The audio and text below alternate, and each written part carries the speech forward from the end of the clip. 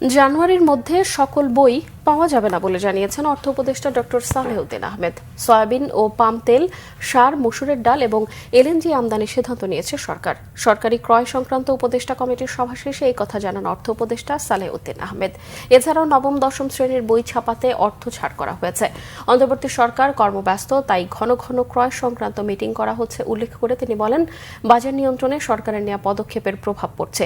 নিত্যপণ্যের দাম ওঠানামা করবে, এটাই স্বাভাবিক। তবে সব পণ্যের দাম একসঙ্গে কমানো যাবে না, একসঙ্গে কমে যাবে সেটা আশা করা যায় না। তবে আলুর দাম কমানো নিয়ে চ্যালেঞ্জের কথাও বলেন উপদেষ্টা।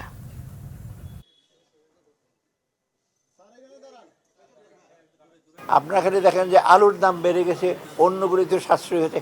একটা জিনিস একটা মানুষ এটা বাজেটের দিকে দেখেন।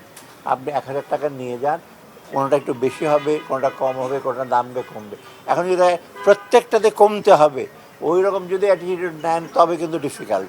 বাজার এমন একটা জিনিস, একটা কমবে একটা বাড়বে। আমি যে বলে আজকে বাজার করলাম, আমি যদি নিজে বাজার কালকে সকালে একটা কমেছে একটা বেড়ে, তখন বাসায় গিয়ে বলে একটা বেড়ে গেছে, বাকিগুলো কমারটা কেউ কেউ এসে বলে না, ১২টা বলবে, এটা স্বাভাবিক। অবশ্য ১২টা বলবে।